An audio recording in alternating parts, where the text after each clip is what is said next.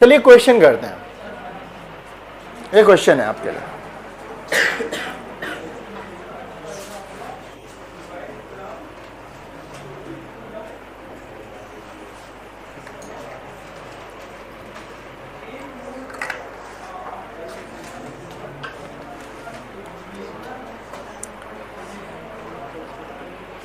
क्या क्वेश्चन है? लिखो मत क्वेश्चन, डायरेक्ट सॉल्व करो। ये बुक का क्वेश्चन है।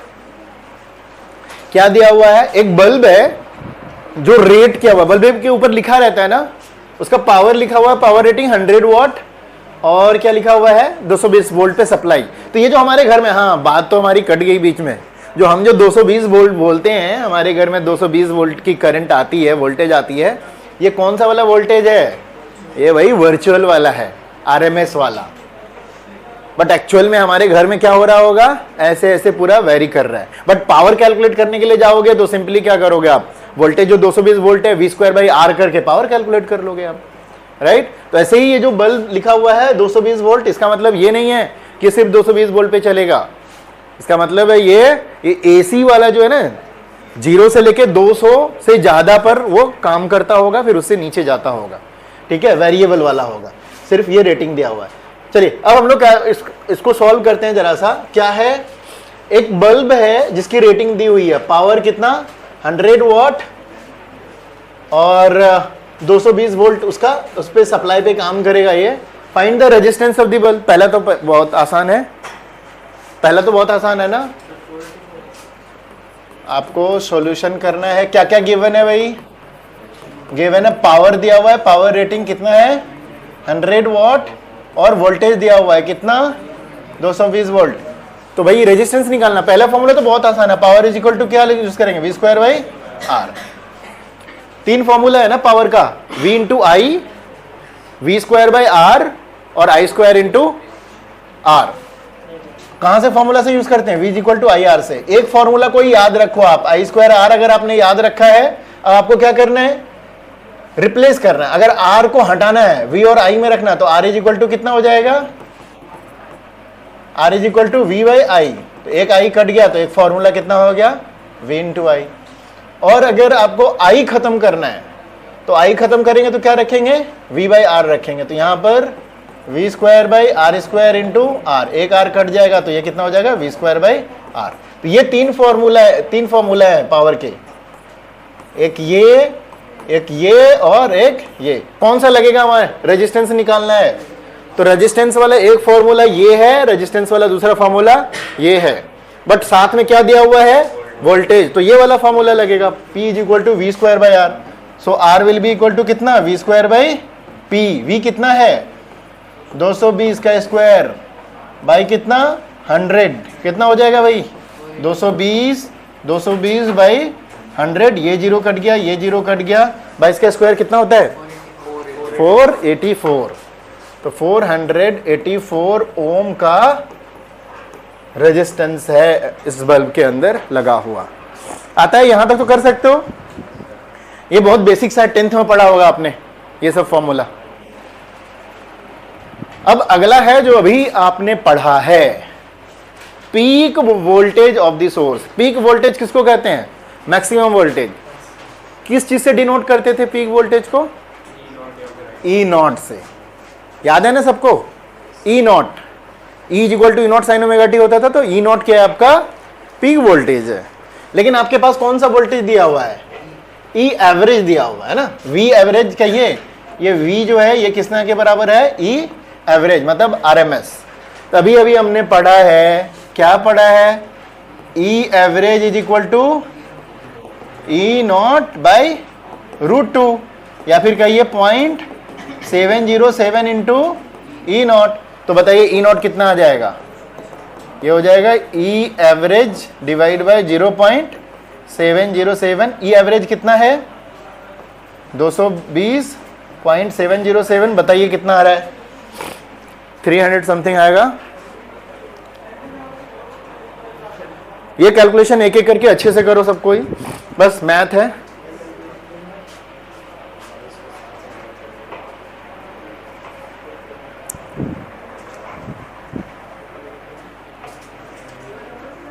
कितना आया? ये क्या लिखा तुमने? हाँ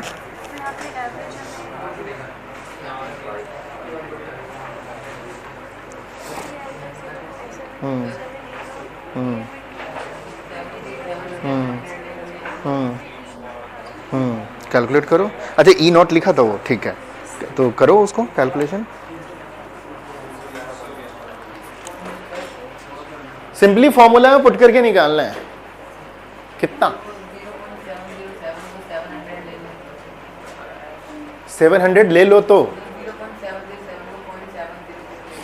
ले लो, थोड़ी देर के लिए माफ किया जा सकता है, बट 220 के साथ खेल मत करो ना, ये हमारे घर का मामला है, तो हमें एग्जैक्ट पता होना चाहिए कि कितना है। ऐसे ही वाला न्यूमेरिकल नहीं दिया हुआ है, ये हमारे घर के अंदर है, हमारे घर में यूज होता है 220 वोल्ट का, तो हमें पता होना चाहिए एग्जैक्ट पीक कितना जाता होगा इसका। अपनी आसानी के लिए किसी के जान के लिए खतरा मत मोल लो। कितना? 308।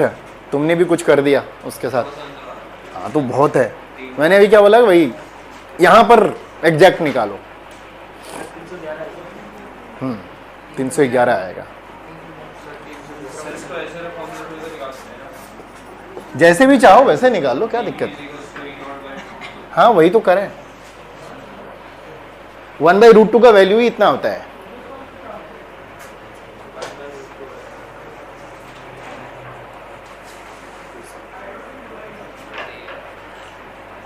आ रहा 311।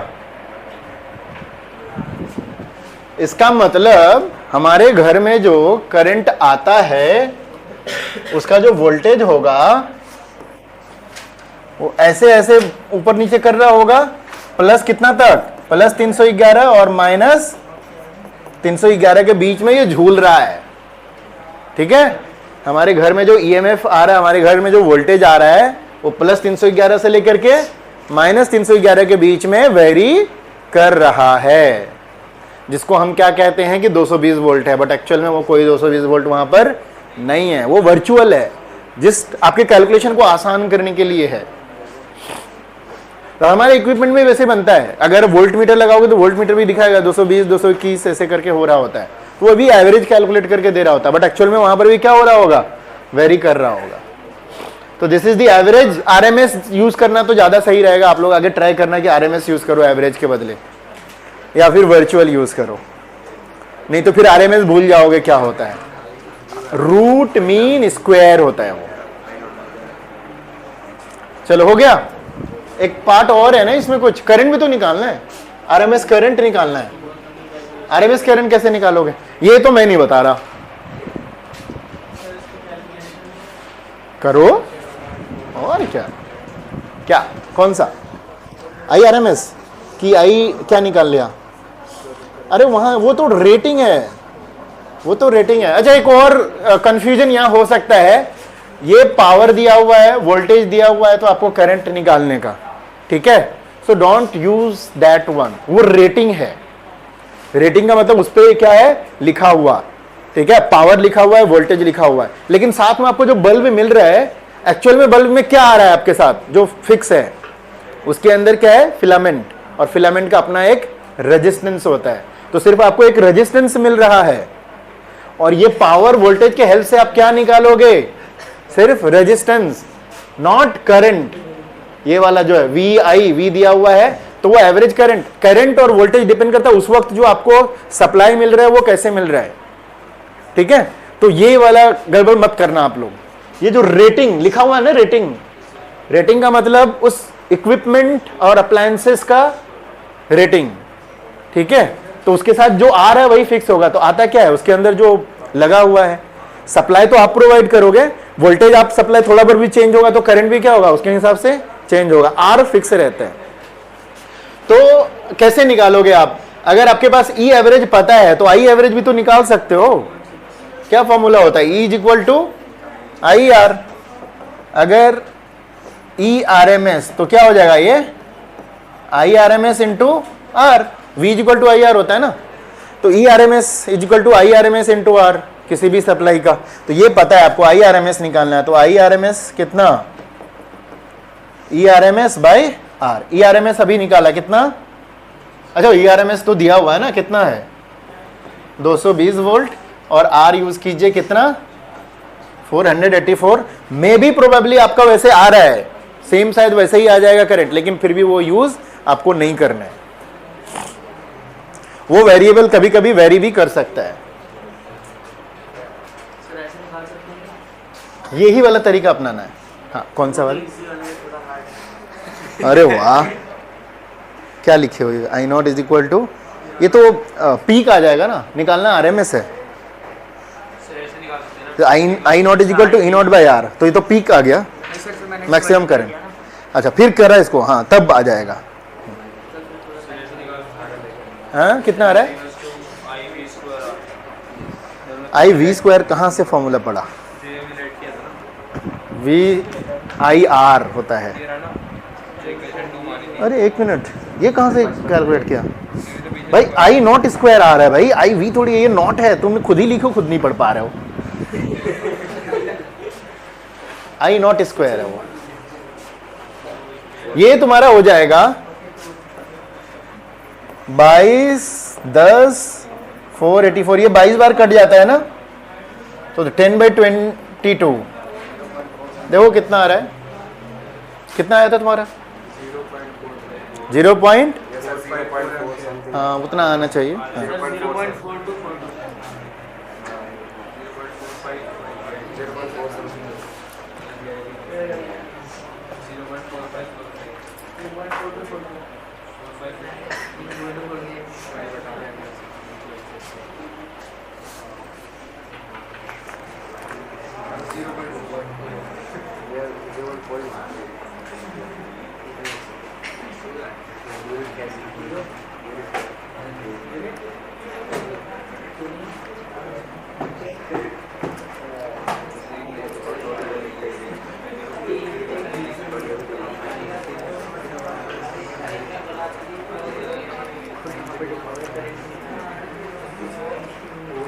चलो होमवर्क लिखो, वेरी शॉर्ट वाले में question number 1, question number 2, very short का क्वेश्चन नंबर 1 और 2,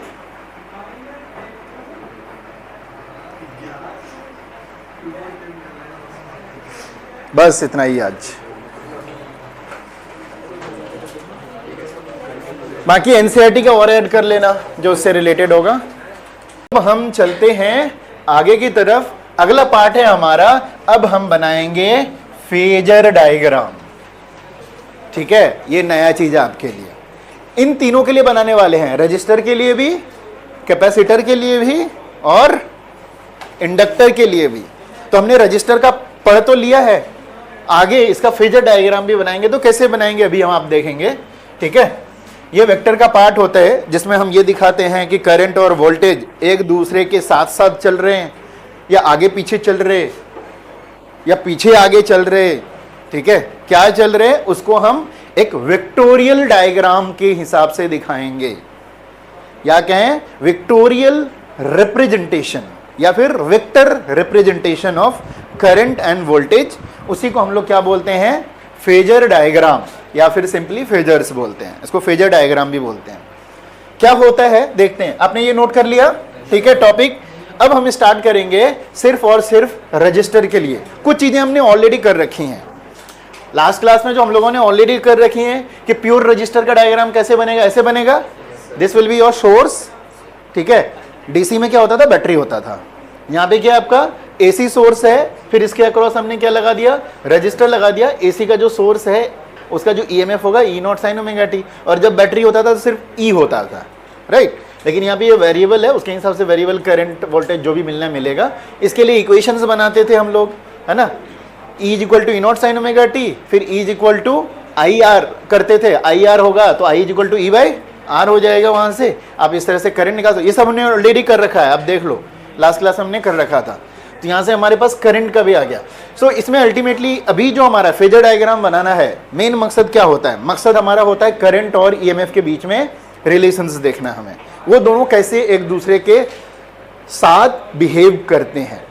ईएमएफ का हमारे पास डायरेक्ट मिलता है, ठीक है, सोर्स का पता ही है, E is equal to E not sine omega t. ये पिछले वाले चैप्टर से ढो रहे हैं हम, जनरेटर बनाया था ना, जनरेटर बेसिकली ये जो सोर्स आपका क्या है, जनरेटर है, और उसका ईएमएफ हमें पता है। यहाँ से हम जब हम ये इक्विपमेंट लगा देंगे, अप्लायंसेस लगा देंगे, तो करंट हमारा कैसे मिलने वाला है, तो रजिस्टर के केस में हमारा करंट ऐसा मिलने वाला है, आई इज इक्वल टू क्या हो जाएगा, आई नॉट साइन ओमेगा टी। तो हम क्या देख रहे हैं, ईएमएफ का जो इक्वेशंस बना है उसमें फेज कितना है, फेज याद है ना, अगेन साइन या cos whatever you are taking, उसका जो एंगल वाला पार्ट होता है उसको क्या बोलते हैं हम लोग, फेज बोलते हैं। तो इसका फेज है ओमेगा टी। अब जब करंट देखते हैं तो करंट का भी फेज क्या है, ओमेगा टी। अच्छा, एक चीज ध्यान रखना है, ऐसा नहीं है कि इसको साइन कर दिया इसको कॉस कर दिया, दोनों सेम होना चाहिए, इधर कॉस रहे तो कॉस ही रहेगा या फिर साइन रहे तो साइन ही रहेगा। अभी यहाँ पर भी साइन है, यहाँ पर भी साइन है, तो ठीक है, चलो भाई, इसका फेज ओमेगा टी, इसका भी phase omega T. What is the phase difference, zero. पहले वाले का फेज ओमेगा टी, दूसरे वाले का ही phase omega T, phase difference, उसमें से उसको माइनस करेंगे क्या हो जाएगा, जीरो हो जाएगा, राइट। तो हो गया फेज डिफरेंस जीरो। तो जब भी फेज डिफरेंस जीरो होता है तो क्या कहते हैं ऐसे, हमको हम लास्ट क्लास में देखा था, क्या कहते हैं, इन फेज, या फिर क्या कहते हैं, सेम फेज, इन फेज या फिर सेम फेज। तो जब हमारा प्योर रजिस्टर होता है तो ईएमएफ और करंट दोनों सेम फेज में होते हैं, EMF and current are in same phase. ये हमने करा है लास्ट क्लास में, राइट। अब इसको फेजर डायग्राम में कैसे दिखाते हैं, ये करंट वाला आपका, ये ऑलरेडी कर रखा था हमने लास्ट क्लास में। ये ईएमएफ का ऊपर वाला जो टॉप बनाएगा ईएमएफ वाला होगा, और करंट वाला ये रेड वाला होगा, क्योंकि करंट का पीक जो होगा वो थोड़ा छोटा होगा। क्यों छोटा होगा चैतन्य, करंट का पीक छोटा होगा ईएमएफ से, क्यों, ये ई नॉट है इसके सामने वाला, और इसके सामने वाला क्या है, आई नॉट है। So I not is lesser than the E not, क्यों,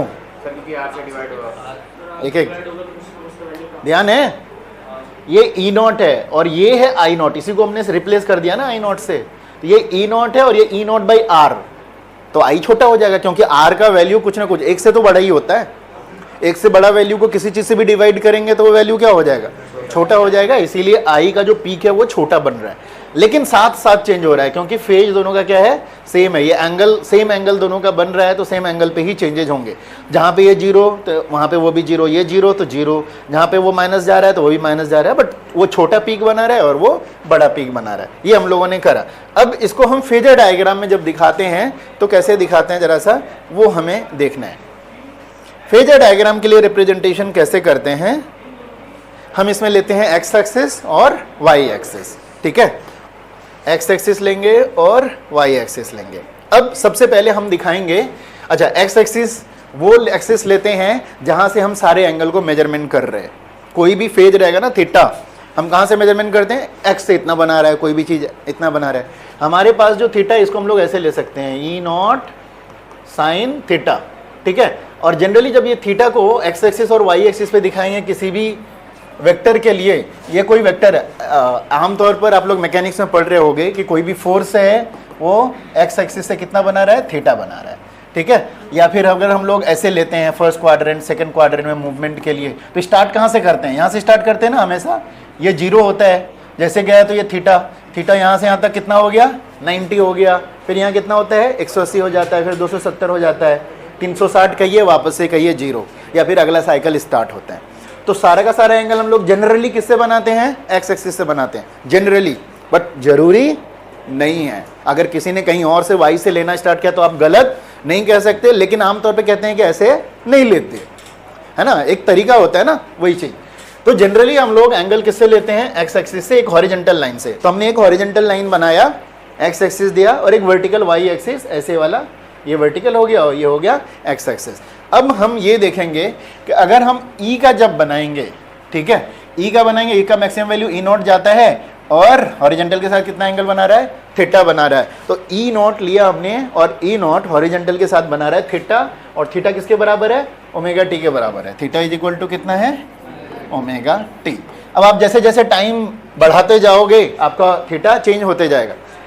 टी का वैल्यू अगर t/4 करते हैं तो थीटा कितना हो जाता है, 90 डिग्री, है ना, पूरा यहाँ से यहाँ तक देखो, एक कंप्लीट करने को कैपिटल टी बोलते हैं, टाइम पीरियड, सबको पता है, पूरा एक साइकिल को क्या बोलते हैं, एक टाइम पीरियड।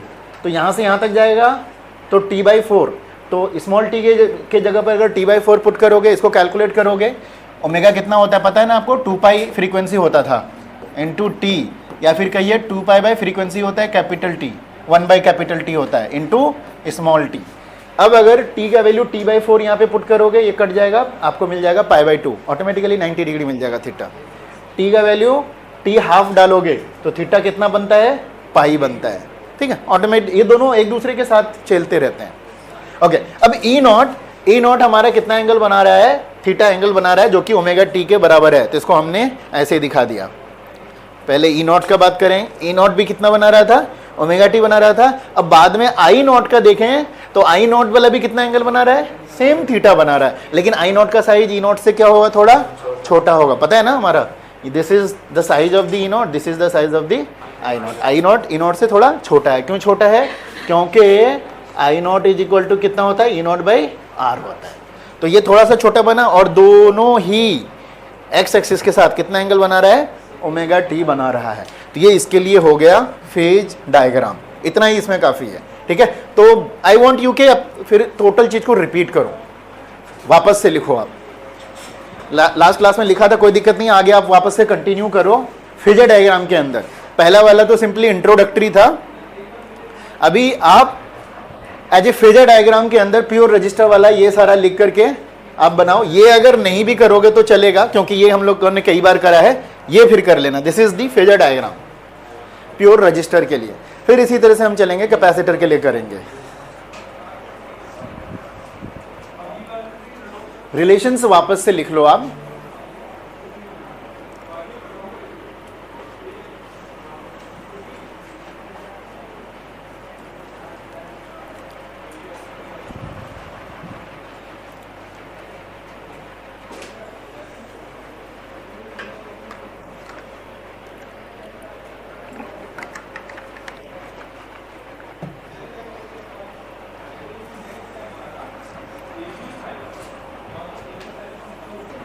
हो गया, आगे चले।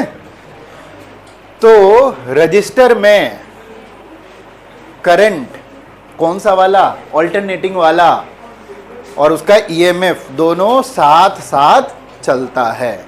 दोनों पीक पे जा रहा है तो दोनों जीरो हो रहा है, दोनों माइनस वाले पीक पे जा रहा है, फिर वापस से जीरो हो रहा है, फिर मैक्स वाले पीक पे जा रहा है। ऐसा सिचुएशन कब हो रहा है, जब आपके पास सिर्फ और सिर्फ क्या हो, सर्किट के अंदर रजिस्टर हो, ठीक है। चलिए आगे देखते हैं अब क्या क्या हमारे पास हो सकता है। नोट कर लिया सबने, ओके। अब हम लेंगे AC circuit with a pure inductor. अब हमारे पास सर्किट में क्या है, सिर्फ और सिर्फ इंडक्टर है। सबने देख रखा होगा इंडक्टर को, ठीक है।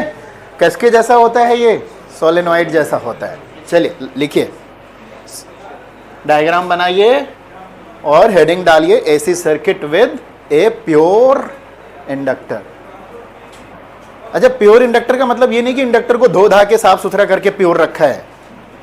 इसका मतलब क्या है, सर्किट में सिर्फ और सिर्फ क्या है, इंडक्टर है, मतलब कैपेसिटर नहीं है, रजिस्टर नहीं है, बस यही है। कोई पर्टिकुलर वो प्रोडक्ट प्योर नहीं है, ऐसा नहीं है कि जंग वंग छुड़ा के साफ सुथरा धो के लाके लगाया गया, ऐसा कुछ नहीं है। मतलब अकेला वही है सर्किट में, उसी को क्या बोलते हैं हम लोग, प्योर इंडक्टर सर्किट।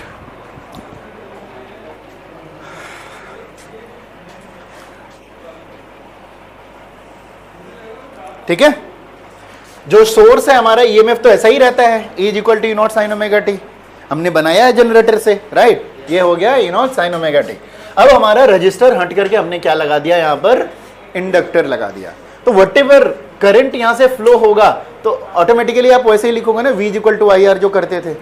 जितना भी ये ईएमएफ होगा सारा का सारा ईएमएफ इसके अक्रॉस भी होगा, और EMF will be equal to I into जो भी इसका रेजिस्टेंस होना चाहिए। लेकिन इसके रेजिस्टेंस को रेजिस्टेंस बोला नहीं जाता है।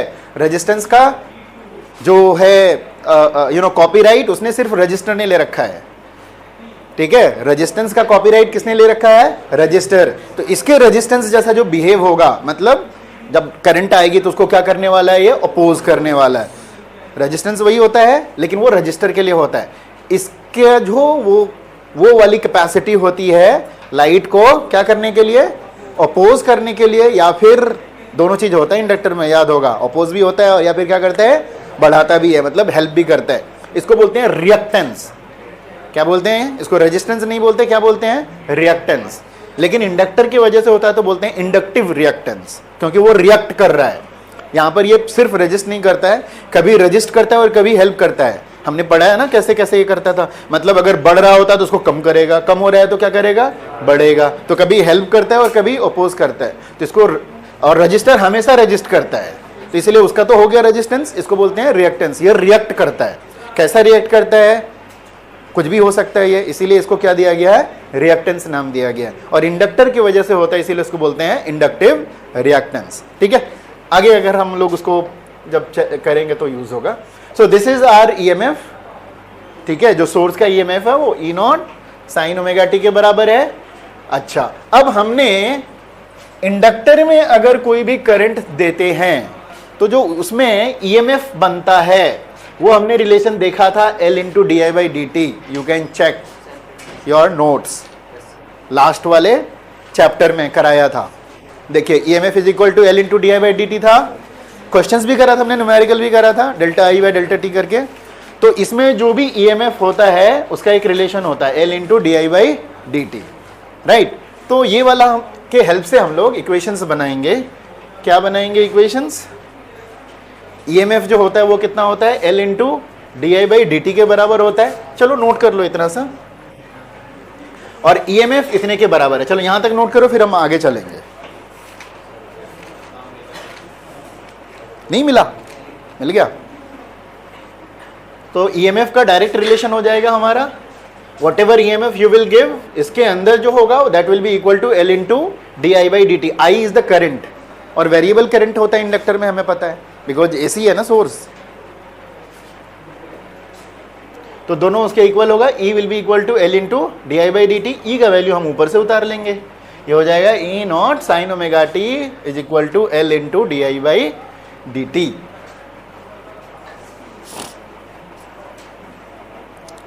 हमें निकालना क्या है, मोटिव याद है ना, क्या करना है हमें, क्या मोटिव है हमारा?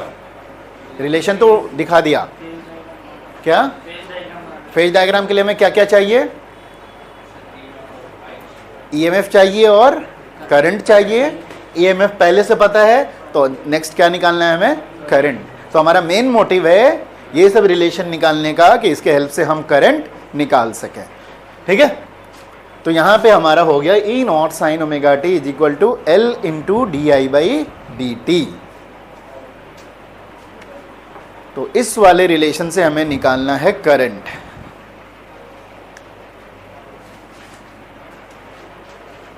क्या करें फिर, dt को उधर भेज दें तो बचेगा L इंटू डी आई, फिर इसको क्या करेंगे हम, इंटीग्रेट कर देंगे, वहां से हमें I का रिलेशन मिल जाएगा। ठीक है, जब भी कुछ करते हैं तो हमें मोटिव पता होना चाहिए कि हम कहां तक जाएंगे, इससे हम क्या निकालने वाले हैं। तो मोटिव हमारे क्लियर होना चाहिए, तभी तो हम जो भी रिलेशन निकालेंगे उसके बारे में सोचेंगे। तो हमने EMF is equal to L into D I by D t तो निकाल लिया, एक रिलेशन तो आ गया, लेकिन करना क्या है, करना है हमें करंट का रिलेशन निकालना है। ईएमएफ जब रजिस्टर के अक्रॉस था तो वहां तो बहुत आसानी से निकल गया था, I is equal to I not sine omega T. But यहाँ पे थोड़ा सा लफड़ा है, तो लेट्स फेस इट, करते हैं इसको हम लोग। हमारा मेन मोटिव क्या है, करंट निकालना। तो करंट कैसे निकालेंगे, ये dt उधर चला जाएगा, d I by D t है ना, तो E sine omega T into D t हो जाएगा, और इधर क्या बचेगा, L into D i. So d I will be equal to कितना हो जाएगा, चलो मैं करता हूँ यहाँ पे, इसके नीचे करना है, ये D I by D t है ना, ये हो जाएगा E naught sine omega T into क्या हो जाएगा, डी टी, और उधर क्या बचेगा, L into D I. And what will be equal to D I, D I will be equal to कितना हो जाएगा, E not upon L sine omega T into D T. आ गया। अब हम क्या करेंगे, आई निकालने के लिए इसको इंटीग्रेट कर देंगे। 12th में तो सबको पता है ना क्यों करते हैं इंटीग्रेशन और कैसे करते हैं, राइट। तो हमें आई निकालना था तो डी आई को इंटीग्रेट करेंगे। तो डी आई को जैसे ही इंटीग्रेट करेंगे तो let's integrate it, integrate both sides, both sides. तो ये हो जाएगा इधर डी आई, उधर कितना हो जाएगा E not by L sine omega T into D T का इंटीग्रेशन, ठीक है। और डी आई का इंटीग्रेशन अगर इसको हम लोग लिमिट लगा दें तो 0 से लेकर के आई तक होगा, तो डायरेक्ट कर लेते हैं डी आई का इंटीग्रेशन आई, और इधर का इंटीग्रेशन करने से पहले ई नॉट बाई एल कॉन्स्टेंट है, तो अंदर हो जाएगा क्या sign omega T D T. क्या होता है integration sign omega T D T का, चलो नोट करो यहाँ तक, क्या होता है कॉस की माइनस कॉस, चलो नोट करो, नोट कर लिया सबने।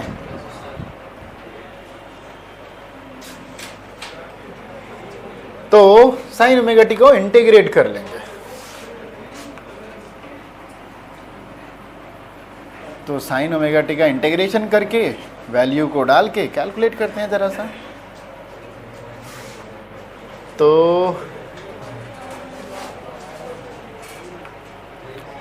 ई नॉट बाई एल आ गया था यहाँ तक, साइन ओमेगा टी का इंटीग्रेशन क्या हो जाता है माइनस कॉस थीटा, लेकिन थीटा का भी इंटीग्रेशन वापस होता है, ओमेगा टी है, ठीक है, फिर वो उससे क्या हो जाएगा डिवाइड हो जाएगा। आता है ना इंटीग्रेशन, पढ़ा कि नहीं। हम क्या करते हैं, कैसे करते हैं ऐसे सिचुएशन में, जब आपका अंदर वाला भी अगर टाइम के फॉर्म में ना, तो क्या करते हैं इसको सब्सटीट्यूशन मेथड यूज करते हैं इंटीग्रेशन में, पढ़ा होगा। थीटा इज इक्वल, नहीं पढ़ा तुम लोगों ने, theta is equal to omega t, t हो जाएगा डी थीटा, इधर ओमेगा इंटू क्या डी टी। तो ये है, अभी तक वहां तक नहीं पहुंचे हो गए, तो साइन थीटा हो गया, ये साइन थीटा इंटू क्या है डी टी।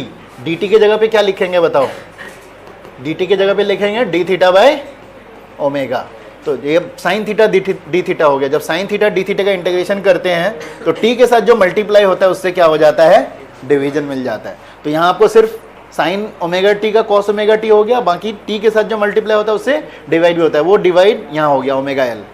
आया समझ में कैसे हुआ, मैथ वालों साइंस वालों, तो ये बायोलॉजी वाले तो डायरेक्ट समझ जाओ कितना होता है, ऐसे करते हैं तो ऐसा होता है, बट मैथ वाले को ये पता होना चाहिए, सब्स्टिट्यूशन मेथड यूज करते हैं इंटीग्रेशन में, ओके। तो इस तरह से साइन ओमेगा टी का क्या हो गया minus cos omega T divide by omega, right. जब डिवाइड बाई ओमेगा करेंगे तो यहाँ क्या हो जाएगा E not by omega L into minus cos theta. अगला स्टेप नीचे लिखें, आई इज इक्वल टू कितना E not by omega L, bracket के अंदर क्या है minus cos omega T. Sine theta का माइनस कॉस थीटा होता है ना, E not by omega L minus cos omega T, ठीक है। एक और स्टेप, कॉस को हम अगर साइन में कन्वर्ट करना चाहें तो cos omega t minus pi by 2 करेंगे, तो क्या इतना होगा। देखो साइन माइनस थीटा क्या होता है, sine minus theta minus sine theta होता है, राइट। अब अगर यहाँ पे ये ले sine pi by 2 minus omega t, कितना के बराबर होगा ये, sine 90 minus theta cos theta होता है ना, ये कितना हो जाएगा कॉस ओमेगा टी होगा इतना। अगर हम ये माइनस कॉस ओमेगा टी लें तो इधर कितना हो जाएगा minus sign pi by 2 minus omega. ये एक्सप्लेनेशन थोड़ा सा जरूरी है आप लोगों के लिए, अदरवाइज बीच में कहोगे पता नहीं कैसे हुआ ये। तो इधर माइनस लगा तो इधर माइनस हो गया, लेकिन ये माइनस जब अंदर चला जाएगा तो ये हो जाएगा कितना omega t minus pi by 2 will be equal to कितना, ठीक है। तो हमने माइनस कॉस ओमेगा टी को रिप्लेस कर दिया किससे, sine omega t minus pi by 2। और ये साइड में आप कर लेना एक लाइन डाल करके कि आखिर कैसे हुआ minus cos omega T sign omega t minus pi by 2 कैसे हुआ। ये भी लाने का मकसद है, नहीं तो ऐसे भी छोड़ देते। क्यों है अभी हम बताएंगे, हमें साइन के टर्म में लाना है। तो माइनस कॉस ओमेगा टी को क्या लिख सकते हैं हम लोग, sign omega t minus pi by 2। ये फॉर्मूला सबने पढ़ा होगा ना, 9th क्लास में ही पढ़ाते हैं, 9th या 10th में पढ़ाते हैं, 10th में, हाँ। ट्रिगो जब स्टार्ट होता है तो उसमें पढ़ा है, 10th में नहीं है, अरे ट्रिगो है भाई, इतना सिंपल भी हटा दिया, क्या पढ़ा रहे फिर ट्रिगो में वहां पे।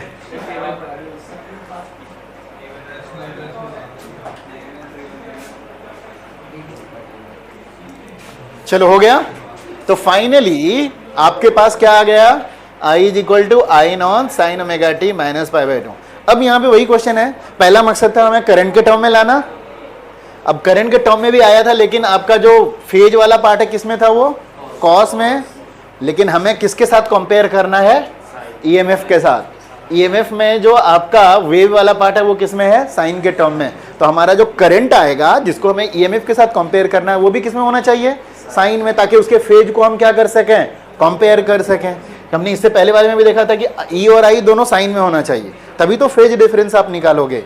तो यहाँ हमारा जो आया था आई किसके टर्म में आया था, कॉस के टर्म में, तो हमें उसको साइन में कन्वर्ट करना पड़ा। और अब जब हमने आई को साइन में कन्वर्ट करा, so what is our phase, बताइए what is the phase value, किसको कहते हैं फेज, जितना भी एंगल होता है सबको क्या कहते हैं, फेज। तो इसका जो फेज है वो कितना, omega t minus pi by to. And now what is the phase difference, उसका ओमेगा टी, इसका omega t minus pi by to, मतलब 90 डिग्री का डिफरेंस है। लेकिन आगे है कि पीछे है, पीछे है। ये omega t minus pi by to, current जो है 90 डिग्री पीछे है। कुछ बात समझ में आ रही है जो मैं बताने की कोशिश कर रहा हूं आपको, ठीक है। तो दोनों का फेज भी पता चल गया हमें, ईएमएफ का और करंट का, दोनों का फेज डिफरेंस भी पता चल गया कि कैसे कैसे ये दोनों चल रहा होगा। अब हमें बहुत आसान हो जाएगा इसका फेज डायग्राम बनाने के लिए, ठीक है। अब आगे एक और चीज, थोड़ा सा रिप्लेसमेंट है, जो हमने I is equal to I not बनाया, तो आई नॉट ऑलरेडी हमें समझ में आ गया, क्या होगा, ई नॉट बाई ओमेगा एल। लेकिन आप याद करो जब यहाँ पे रजिस्टर हुआ करता था तो आई नॉट जो होता था वो ई नॉट बाई आर होता था, रजिस्टर होता था, रेजिस्टेंस, सॉरी क्या होता था, ई नॉट बाई आर होता था ना। लेकिन यहाँ पर रेजिस्टेंस के बदले रिएक्टेंस है, तो जो भी वैल्यू आर के जगह पर आएगा उसी को हम क्या नाम देंगे, रिएक्टेंस। और आर के जगह पर क्या आ रहा है यहाँ पर, ओमेगा इंटू कैपिटल एल, तो इसको हम लोग क्या बोलेंगे, रिएक्टेंस, किसका, इंडक्टर का। तो इसको क्या बोलेंगे, पूरा नाम इंडक्टिव रिएक्टेंस। तो उसको एक्सएल से डिनोट करते हैं, ओमेगा एल को एक्सएल से डिनोट करते हैं, और इसको हम लोग कहते हैं क्या, इंडक्टिव रिएक्टेंस। जस्ट उसके नीचे आप लोग नोट कीजिए ये वाला, where i not is equal to, bracket डालने की जरूरत नहीं है, डायरेक्ट चलो एकदम। आई नॉट कितना हो गया, ई नॉट बाई ओमेगा एल को हमने रिप्लेस करा है, आई का मैक्सिमम वैल्यू है I not, E not by omega L. Omega L को हम लोग एक्स एल बोलेंगे, रिएक्टेंस को एक्स से डिनोट कराते हैं, और एक्सएल ओमेगा एल जिसका नाम होगा इंडक्टिव रिएक्टेंस। ऐसा यूनिट वही रहेगा, ओम, खाली नाम बदला है, चाल नहीं बदला उसका, ठीक है। नाम रेजिस्टेंस के जगह पर रिएक्टेंस हो गया है, यूनिट वही रहेगा ओम, जो रेजिस्टेंस का हुआ करता था। कोई दिक्कत यहां तक, कोई दिक्कत, क्लियर है सब, चलिए। तो हम क्या देखते हैं कि करंट 90 डिग्री से पीछे चलता है, तो नीचे लिखिए उसके, जहां भी लिखा है आपने उसके नीचे लिखिए, in pure inductive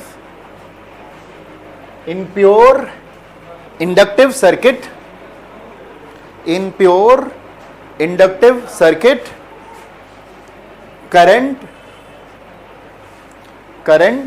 lags behind EMF, lags lags behind EMF by 90 degree या पाई बाई 2 रेडियन, जो लिखना है आपको अच्छा लगे लिख लो, 90 degree oblique pi by 2 radian. Pi by 2 जो है वो आपका एसआई यूनिट है, और जो डिग्री है वो एसआई यूनिट नहीं है। जब भी कैलकुलेशन की जरूरत पड़ती है तो उसको हम लोग क्या करते हैं, कन्वर्ट करते हैं, ठीक है। चलिए अब इसका हम पहले करंट और ईएमएफ वाला डायग्राम बनाते हैं। यहाँ पे ये बनाना होगा, समझना भी है आपको।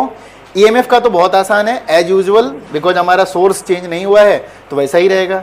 ईएमएफ तो एज यूजुअल 0 से स्टार्ट होगा, ऐसे जाएगा। लेकिन इसका करंट क्या होगा, करंट 90 डिग्री पीछे चलता है। जब वो 0 पे होगा तो ये माइनस पे होगा, 0 से 90 गया तो ये माइनस से कहाँ पे जाएगा, 0 पे।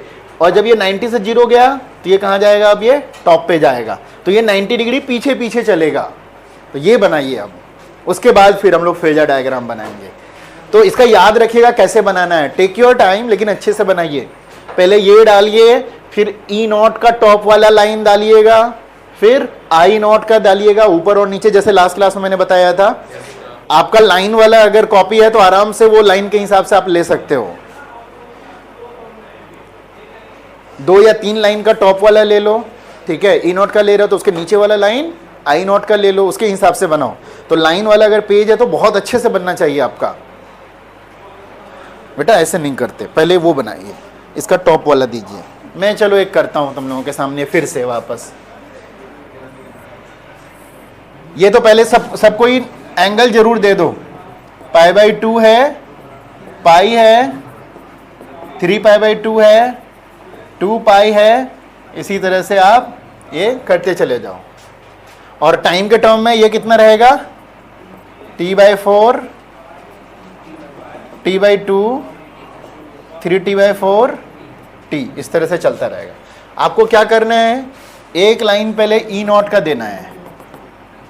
आप हो सकता है कि दूसरी या तीसरी लाइन ले लो, अब अपने कॉपी में डैश डैश कर दो। उसी तरह से सेम नीचे भी लेना है, माइनस ई नॉट होगा ये, ठीक है। और एक उससे थोड़ा छोटा ले लो, किसके लिए, आई नॉट के लिए। तो सेम अगर दूसरी लाइन पे लिए होगे तो नीचे भी दूसरी लाइन पे लेना है, किसके लिए, ई नॉट के लिए, ठीक है। अब पॉइंट बिठाना है, ईएमएफ के लिए बनाएंगे। पहले यहाँ पे ये 0 होता है और ये इसके सामने जाएगा यहाँ 90 डिग्री पे, फिर यहाँ पे 0, फिर 3π/2 पे कहाँ पे जाएगा, नीचे जाएगा, फिर यहाँ जाएगा। इस तरह से ये बनेगा। अब इसको फ्री हैंड से कर्व के साथ मिला देना है, हो गया। ये हो गया ईएमएफ का।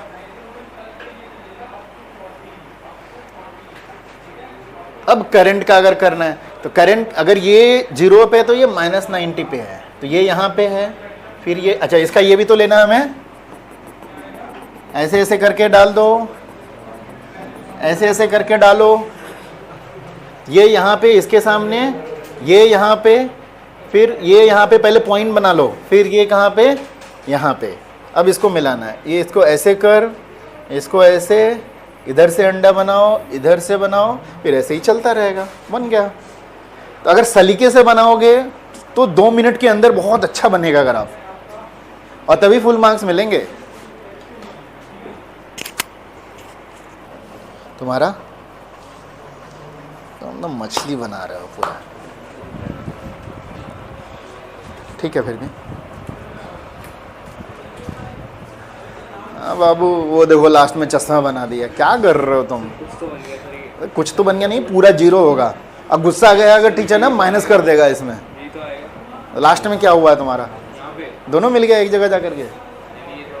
हाँ वो तो दिख रहा है कितना आ गया है। अभी तो स्टेप भी बता दिया मैंने कि कैसे बनाना है। पहले पॉइंट कोऑर्डिनेट लो, कोऑर्डिनेट लो तब बनाओगे, तब ज़्यादा अच्छा रहेगा, कभी गलत नहीं होगा। फिर और नाम क्यों नहीं लिखा π/2, वो सब वैल्यू दो। ठीक है, चलो हो गया। अब देखते हैं इसका क्या बनाना है हमें, फेजर डायग्राम। तो फेजर डायग्राम में किसका एंगल पहले से फिक्स है, ईएमएफ का। कितना एंगल बना रहा है वो, ω/t। ईएमएफ का जो ई नॉट वाला है वो ऐसे ऐसे घूमता है ना, ये तो उधर का हो गया कहानी, इधर बनाते हैं। ये हमारा x हो गया, x से ईएमएफ का ई नॉट। अच्छा फेजर आप लोगों ने पहले पढ़ा है, फेजर डायग्राम सबने पढ़ा है, और किसी को याद नहीं है। वेव में नहीं पढ़ा था, एसएचएम में नहीं पढ़ा था, हैं? याद दिलाता हूं मैं। उसमें क्या करते हैं, एक पार्टिकल जो ऐसे ऐसे एसएचएम हो रहा है उसका जब मेन मोशन होता है तो ऐसे ऐसे करके मोशन होता है, पहले यहाँ पे है, फिर यहाँ पे, फिर यहाँ पे, ऐसे करके। और अगर किसी एक जगह पे है, यहाँ पे है, तो ऐसे बनाता था, ये थीटा एंगल बनाता था, तो इसका वर्टिकल और हॉरिजॉन्टल लेते थे। ये एम्पलीट्यूड हुआ करता था, और ये होता था a cos थीटा। ये जो है ऐसे ऐसे जो होता है, ये एसएचएम होता है। तो वैसी पार्टिकल जिसका मोशन एक सर्कुलर पाथ पर हो, तो उसका जो शैडो है इस हॉरिजॉन्टल लाइन पे एसएचएम करता है। तो सब कुछ पढ़ाया जाता है, लेकिन तुम लोग एक कान से देखते हो, दूसरे कान से बस, अच्छा कान से तो नहीं, आंख से देखते हो, कान से निकाल देते हो। ओके, तो ईएमएफ ऑलरेडी हमारा फिक्स है, तो ये ऐसे ऐसे करके सर्कल बनाएगा तो मैक्सिमम लेता है, हमारा एम्पलीट्यूड के बराबर होता है। ये वाला एम्पलीट्यूड होता है ना, आपको पता है ना सब। हाँ, तो ये कितना एंगल बना रहा है? ओमेगा टी बनाता है, ये वाला ओमेगा टी बनाता है। पहले इसका ओमेगा टी करते हैं, आई नॉट को भूल जाओ अभी, आई नॉट ई नॉट लिया, ई नॉट कितना एंगल बना रहा है? Omega T. अब आई कितना बनाता है? ओमेगा टी में से कितना माइनस करना है? 90, इसमें से 90 माइनस करना है, तब ये इसमें से माइनस करेंगे, नीचे करेंगे, तो यहां हो जाएगा आई नॉट। आया समझ में? पहले क्या बनाएंगे? ई नॉट बनाएंगे, वो कितना बना रहा है? ओमेगा टी, और आई नॉट उसमें से क्या करेंगे हम? माइनस करेंगे। अगर ये 30 डिग्री हुआ तो इससे माइनस 90 करेंगे तो इधर नीचे 60 हो जाएगा ये। तो इस तरह से हम आई नॉट का बना सकते हैं। तो ये इसका हो गया फेजर डायग्राम इंडक्टिव सर्किट का। चलिए बनाइए।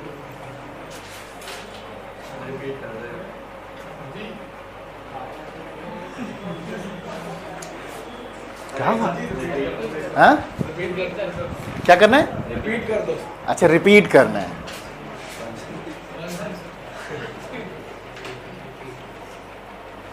देखो, हमने x और y ले लिया, हमारे पास ऑलरेडी क्या दिया हुआ है? E का दिया हुआ है। E कितना, उसका फेज कितना है?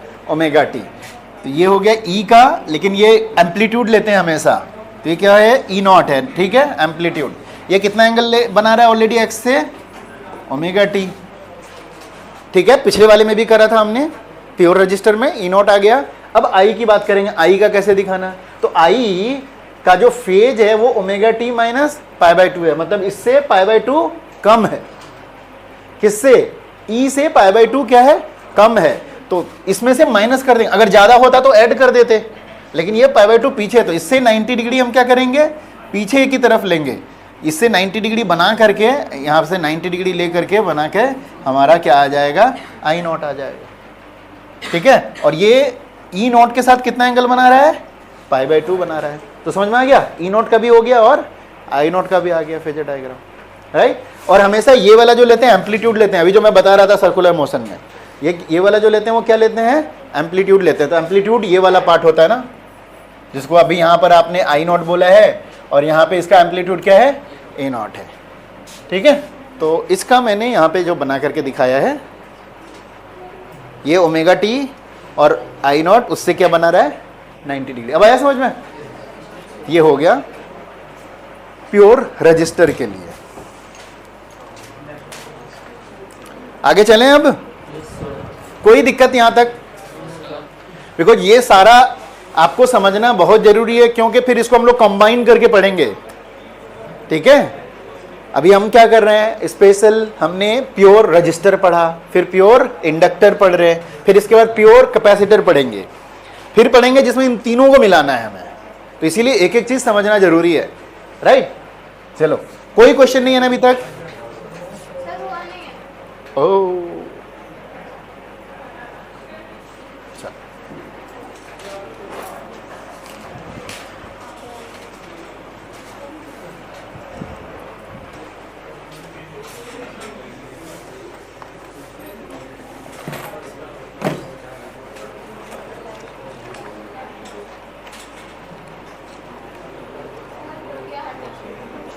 हटा दें?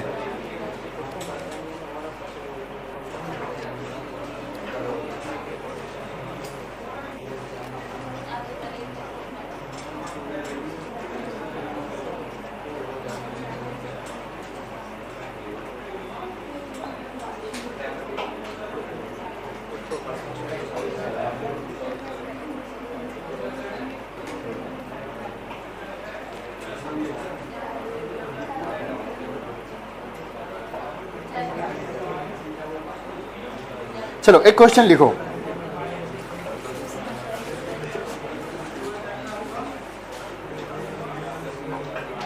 A44 milli henry, small m capital H, milli henry inductor is connected to 220 volt, 220 volt, comma 50 hertz AC supply, 50 hertz AC supply, full stop. Determine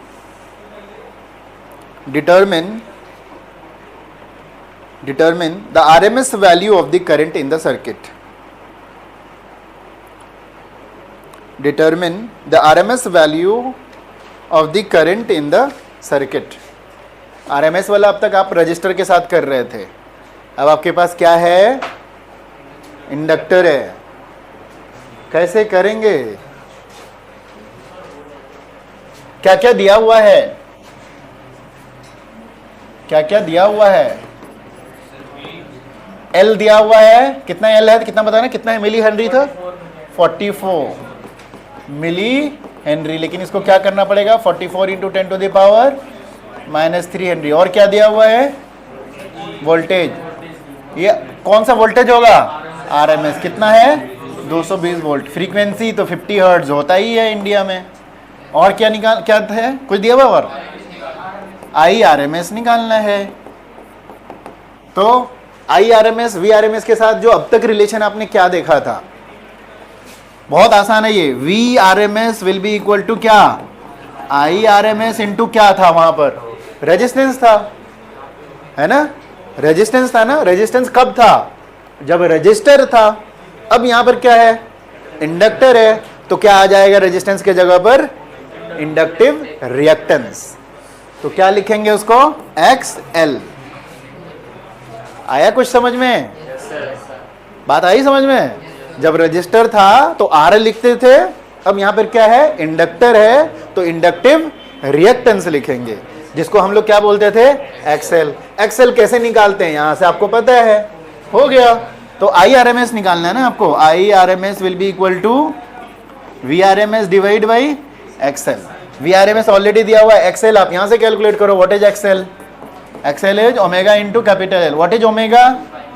2 pi frequency या न्यू जो भी बोले हम लोग, कैपिटल L. तो 2 पाई फ्रीक्वेंसी कितना है हमारे यहाँ? 50 हर्ट्ज. L भी दिया हुआ है 44 into 10 to the power -3. Put करके निकाल लीजिए. 220 divide by 2 pi 50 44 into 10 to the power -3 को ऊपर कर दें 1000. ये जीरो यहां खत्म. ये किससे कट जाएगा? 2 से कट जाएगा. 5 दूना 10. एक जीरो को खा जाएगा. क्या बचा? 100/2 पाई. ये 250 से चला जाएगा. 50/पाई एम्पियर. अब नींद आ रहा है? करो ना. तो फिर क्या सोच रहे हो इतना? क्वेश्चन भी नहीं लिखा.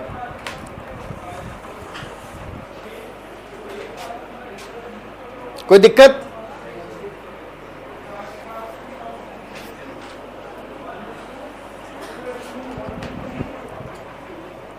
बोलो बोलो, क्या दिक्कत है? समझ आ रहा है? जी हाँ, पक्का. तो इसमें क्या करना बेटा? X लिखा ना, L को सफिक्स में लिखना है. नीचे देखो हम लोग लिखते हैं. तो ये तो हो जाएगा वो XL जो लार्ज साइज होता है वो हो जाएगा फिर ये. तो X सफिक्स L. L नीचे लिखना पाँव के पास उसके.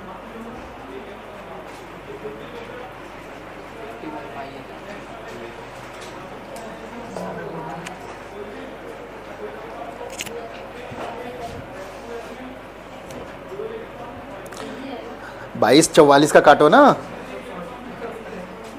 हाँ काट दिया. अच्छा ठीक है ठीक है good.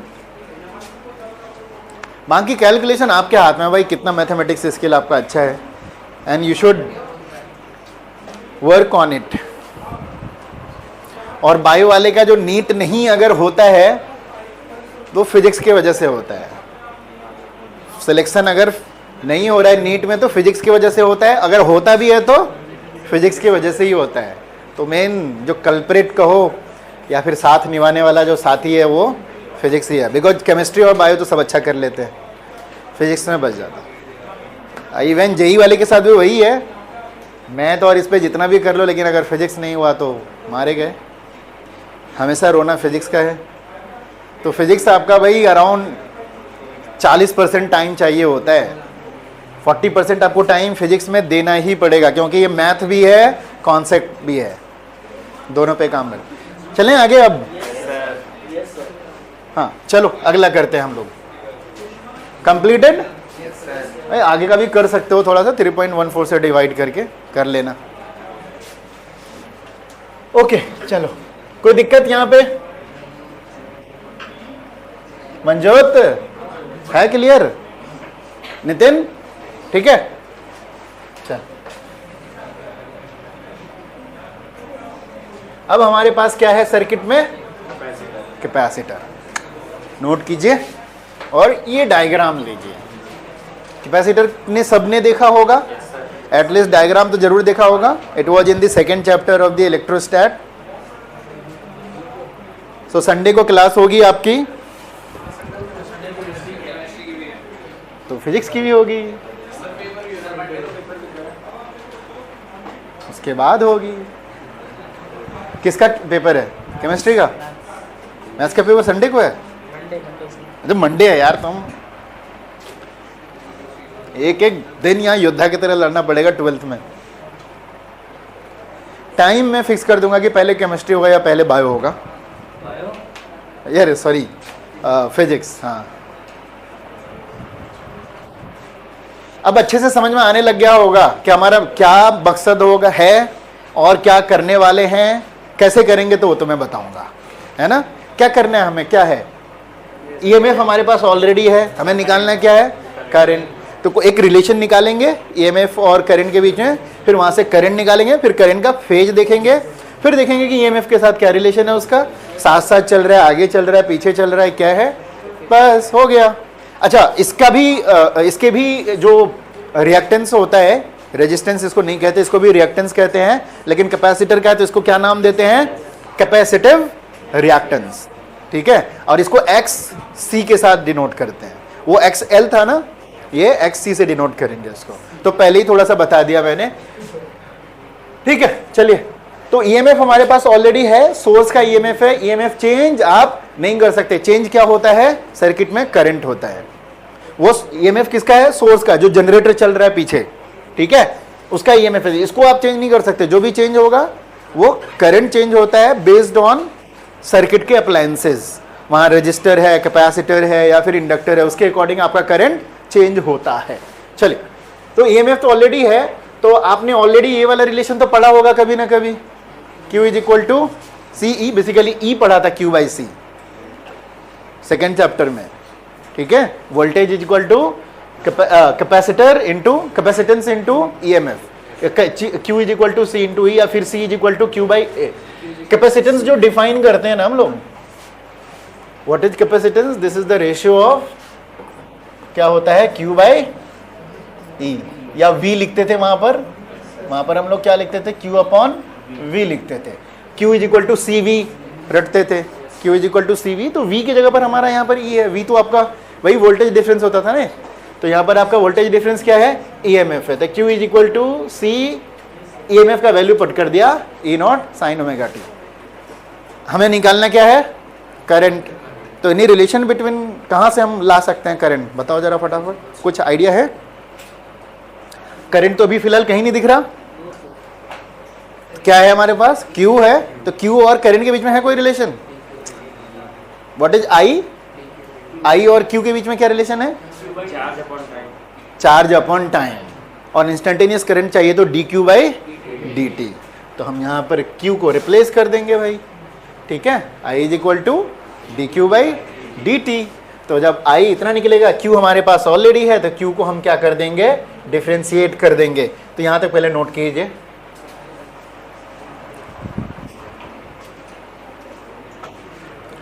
I is equal to क्या होता है?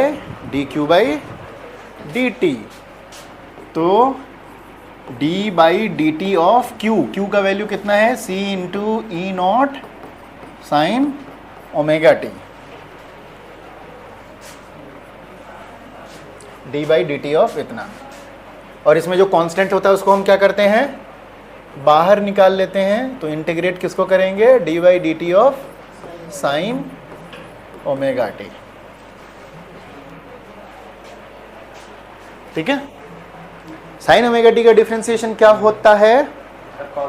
ये होता है कॉस ओमेगा टी। लेकिन याद है यहां पर ओमेगा भी है टाइम के साथ मल्टीप्लाइड, तो इंटीग्रेशन में ये डिवाइड हो जाता था, बट डिफरेंशिएशन में क्या होता है?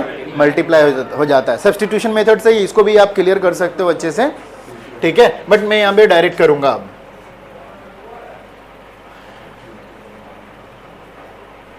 यहीं पे लिख देता हूं, उतना क्या करना है। सी ई नॉट है ना, ये हो जाएगा सी इंटू ई नॉट, इसका ओमेगा आकर के मल्टीप्लाई हो जाएगा और ये हो जाएगा कॉस ओमेगा टी। ठीक है, तो बेसिकली इसको फाइनल जब लिखते हैं, ई नॉट को पहले बाहर लिखते हैं, ओमेगा और सी को एक साथ लिखते हैं, इनटू क्या हो जाएगा भाई? Cos omega T.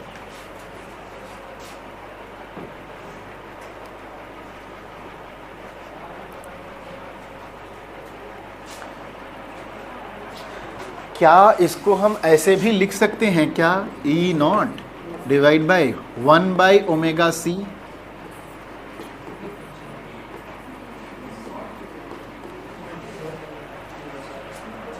Can we write like this? क्यों लिखा? आखिर हमने क्यों लिखा ऐसा? हर चीज लिखने का एक मकसद होता है, और मकसद मकसद वही है जो हमें अपने टारगेट तक लेकर के जाए। तो हमारा टारगेट क्या है? टारगेट है इसको करंट के टर्म में डालना, क्योंकि आई इज इक्वल टू लिखा है ना, ये आई नॉट, और आई नॉट और ईएमएफ का क्या फॉर्मूला होता है? I not is equal to E not by क्या होना चाहिए? रिएक्टेंस होना चाहिए। तो वो जो पार्ट है ना नीचे वाला, उसको ओमेगा से ये ऊपर जा रहा था ना, इसको नीचे लाने के लिए, तो ये हमारा बन जाएगा दिस इज ई नॉट।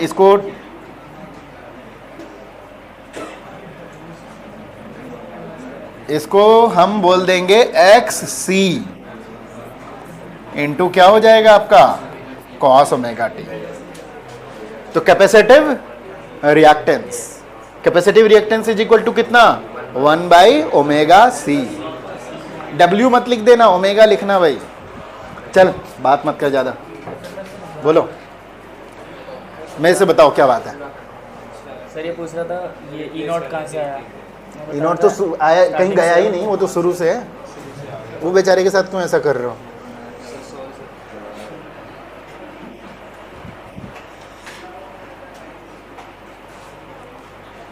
कोई दिक्कत? तो आपका आई आ गया, लेकिन अभी भी एक मकसद हमारा बाकी है करना। क्या? Yes, very good. क्या करना है हमें? इसको साइन में कन्वर्ट करना है। तो यहां तो बहुत आसान है, एक ही स्टेप कर देंगे इसको। E not by X C, this will be sine pi by 2 plus theta. Sine pi by 2 plus theta भी क्या होता है? Sine theta. Sine pi by 2 minus theta भी कॉस थीटा होता है, sine pi by 2 plus theta भी cos theta होता है। तो हमने यहाँ पे प्लस वाला लिया, ठीक है। लेकिन अभी एक और चेंज करेंगे, अभी अच्छे से करेंगे। E not by X C sine omega T plus pi by 2 करेंगे। तब बहुत कुछ समझ में आ गया होगा आपको कि क्या हो रहा है करंट। ये आई हो गया, I is equal to E not by X with suffix C sine omega T plus pi by 2। चलो कर लो, यहां तक समझने वाले समझ गए होंगे कि ये ईएमएफ के हिसाब से कैसे चलेगा। कैसे चल रहा है ये? आगे कितना आगे? 90 डिग्री आगे, पाई बाई 2 आगे चल रहा है।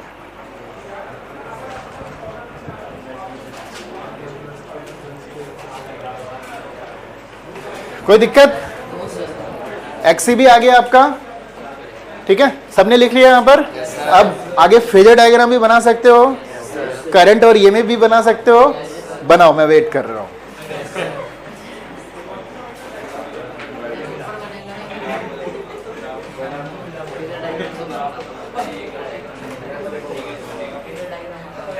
पहले करंट बनाओ, ये वो करंट वाला और ईएमएफ वाला जो वेव वाला होता है वो वाला बनाओ फटाफट, फिर फेजर बनाना। हाँ हाँ हाँ,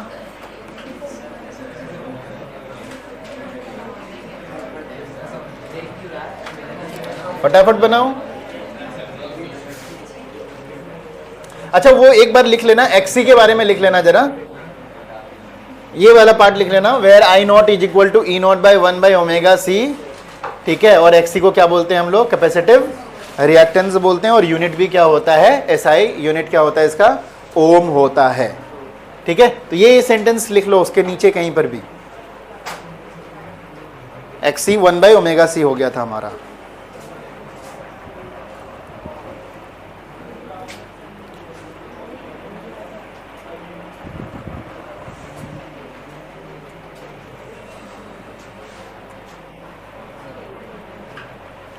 और लास्ट में ये कि करंट इसमें क्या करता है, लीड करता है बाय 90 डिग्री ईएमएफ को।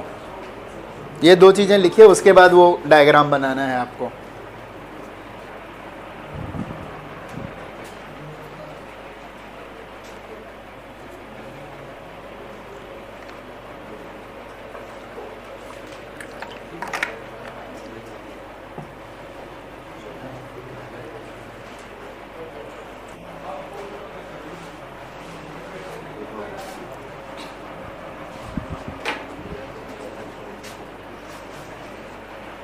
ठीक है, सो ये हो गया कैपेसिटिव रिएक्टेंस। कैपेसिटिव रिएक्टेंस कितना हो गया, 1 बाई ओमेगा सी। जैसे रेजिस्टेंस निकालते थे, ratio of EMF and current. चलिए इसका जो हम करंट का और ईएमएफ का बनाएंगे, ईएमएफ तो एज इट इज रहेगा, ईएमएफ में कोई चेंजेस नहीं है, बस करंट इसमें क्या करेगा, लीड करेगा। तो ये जीरो पे तो वो ऑलरेडी कहाँ पे है, ऊपर टॉप में है। उसमें पीछे वाले में पीछे चल रहा था, इसमें आगे चल रहा है ये, ठीक है, ये डिफरेंस है।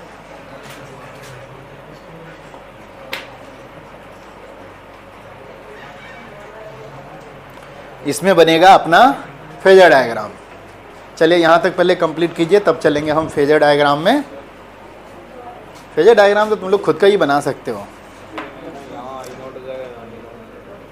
क्या, इसी में बनाओ, इसी में बनाओ, फिर तो उसका काटेंगे अगर गलत होगा तो। बनाओ,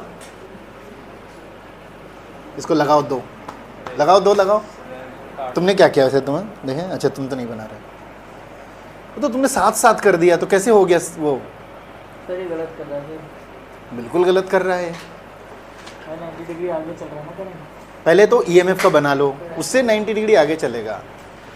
किसके 90 डिग्री आगे है? तो लग रहा है कि 90 डिग्री है, वो दिखना भी तो चाहिए 90 डिग्री। हाँ, ये तो बना लो पहले, इसमें आगे आगे चल रहा है ये।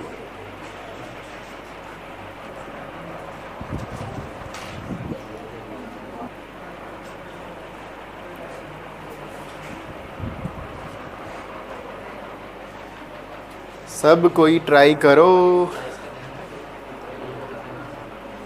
ये कहाँ भगा दिया, 2 बार में जोड़ लगा दिया क्या यहाँ पे, वेल्डिंग कर दिया,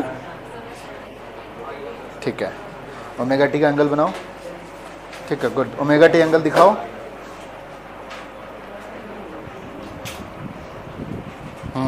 आगे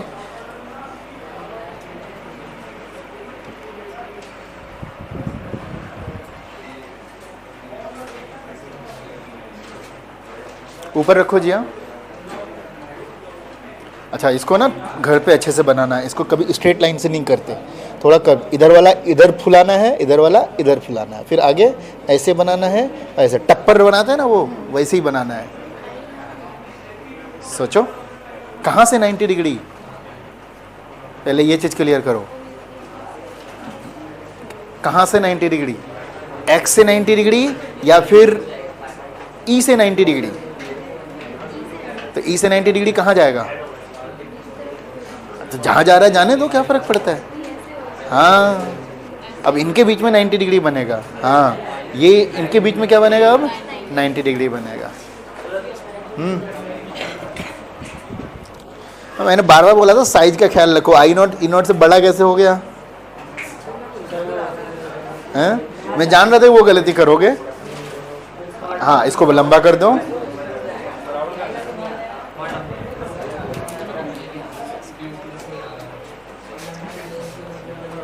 तो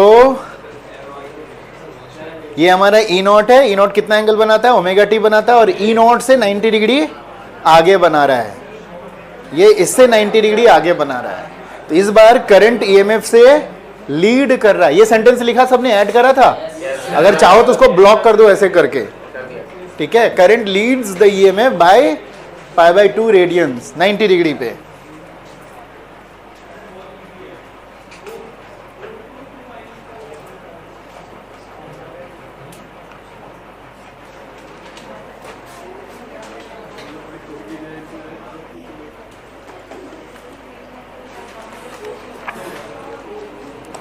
इसके भी क्वेश्चंस वैसे ही बन जाएंगे।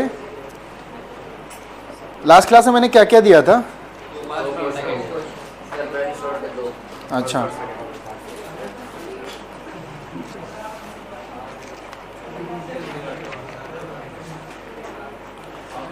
वो दोनों हो गया था ना। तीसरा मैंने क्लास में करा दिया है। फोर्थ लिखिए, होमवर्क फोर्थ वेरी शॉर्ट में, फोर्थ, फिफ्थ,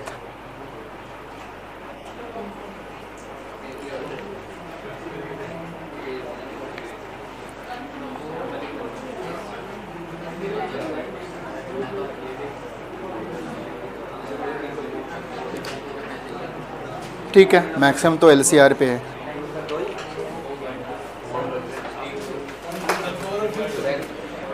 हाँ बस, और अगले क्लास में भरमार मिलेगा क्वेश्चन का।